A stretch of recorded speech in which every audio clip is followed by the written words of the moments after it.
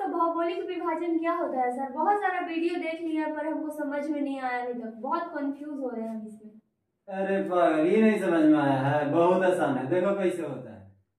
Hello friends, all competition में आप सबका स्वागत है। हम लोग पढ़ रहे थे भारत का भूगोल, जिसमें हम लोग फर्स्ट चैप्टर कंप्लीट कर चुके हैं।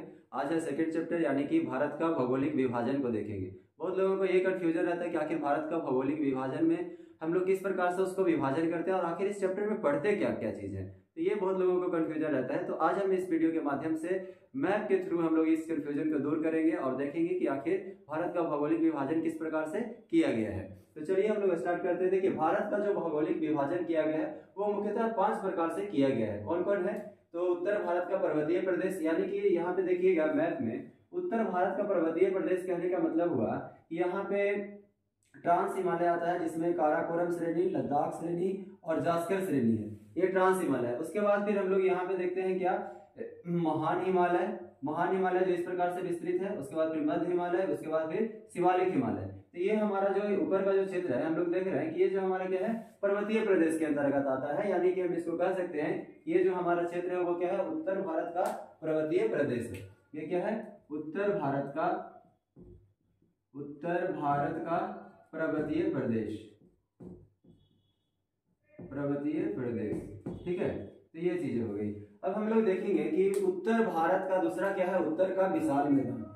उत्तर के विशाल मैदान में हम लोग यहाँ से जो देख रहे हैं ये जो है पंजाब हरियाणा का जो क्षेत्र है, इस तरीके से देखिए ये जो हमारा पंजाब हरियाणा का क्षेत्र है। उसके बाद फिर क्या है, इस तरीके से हम देख रहे हैं ये जो है कुछ जो है असम में फैला हुआ है। तो ये सब है, ये फिर राजस्थान है। ये सब क्या है, उत्तर भारत का विशाल मैदान के अंतर्गत आता है। ठीक है, तो ये चीजों को इसको हम लिखेंगे उत्तर भारत का क्या, तो उत्तर भारत का विशाल मैदान, उत्तर का विशाल मैदान, विशाल मैदान। ठीक है, अब हम देखते हैं दो चीज तो हो गया। अब हम लोग पढ़ते हैं क्या, इसमें एक प्रकार से और विभाजन किया गया है, वो है क्या, प्रायद्वीपीय पठार। तो प्रायद्वीपीय पठार है इस तरीके से। ये जो हमारा क्या है, ये है हमारा प्रायद्वीपीय पठार है। ठीक है, तो तीसरा हम लोगों ने देखा क्या, प्रायद्वीपीय पठार। ठीक है, ये क्या हो गया, प्रायद्वीपीय पठार, प्रायद्वीपीय पठार। अब हम लोग फोर्थ इसको डिवीजन करते हैं तटवर्ती मैदान में। तटवर्ती मैदान के अंतर्गत दो आता है, एक तो होता है पूर्वी तट का मैदान और दूसरा होता है पश्चिमी तट का मैदान। तो ये जो हम लोग देख रहे हैं इस तरफ जो है ये चीज, ये हमारा क्या है, पूर्वी तट का मैदान, और ये जो है हमारा क्या है, पश्चिमी तट का मैदान है। ठीक है, तो ये दोनों को मिलाकर के हम लोग पढ़ते हैं, तो इसको हम संयुक्त रूप से लिखेंगे क्या, तटवर्ती मैदान। तो ये दोनों को अगर हम बात करें तो इसको हम लिखेंगे क्या, तटवर्ती मैदान। ठीक है, क्या लिखेंगे, तटवर्ती मैदान। ठीक है, अब हम लोग देखते हैं कि आखिर इसको देख लिया। उसके बाद फिर जो पांचवा है हमारा क्या है, द्वीप समूह। द्वीप समूह में हम लोग जानते हैं कि ये है हमारा अंडमान निकोबार और ये है क्या, लक्षद्वीप। तो इसी को हम लोग द्वीप समूह के अंतर्गत क्या करते हैं, पढ़ते हैं, द्वीप समूह। तो ये हम लोगों ने देखा क्या, भारत का जो भौगोलिक विभाजन है इस प्रकार से किया गया। तो उम्मीद करते हैं आप मैप के माध्यम से आपको समझ में आया होगा। ठीक है, अब हम लोग बात करते हैं कि आखिर जो हम लोग पढ़ेंगे उत्तर का पर्वतीय प्रदेश, उसके अंतर्गत क्या क्या पढ़ेंगे। तो उसके अंतर्गत हम लोग पर्वत पढ़ेंगे, और जो पूरे जो भारत की अगर हम बात करें दोस्तों, तो भारत में पूरे जो पर्वत का जो विस्तार है वो लगभग कितना है, 11% जो है पर्वत का विस्तार देखने को मिलता है। वही अगर हम पहाड़ियां की बात करें तो कितना है, तो 18% जो है पहाड़ी देखने को मिलता है।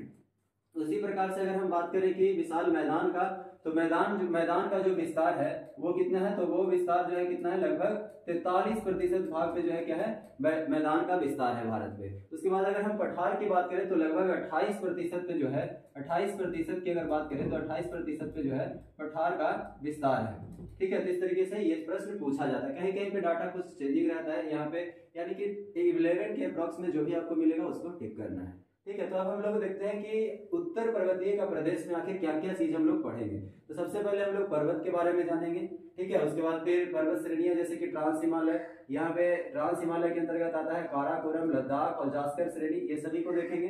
फिर हम लोग जानेंगे हिमालय के बारे में। हिमालय को भी, हिमालय की आखिर उत्पत्ति कैसे हुई है, उसका विकास कैसे हुआ है, उसके कुछ भूगोलवेताओं के द्वारा जो सिद्धांत दिए गए हैं, जैसे कोबर भूसन्नति का सिद्धांत है, उसके बाद प्लेट टेक्टोनिक का सिद्धांत जो है काफी ये जो माननीय सिद्धांत है, जो कि जाना जाता है कि आखिर हिमालय की उत्पत्ति कैसे हुई है। तो ये चीजों को हम लोग देखेंगे।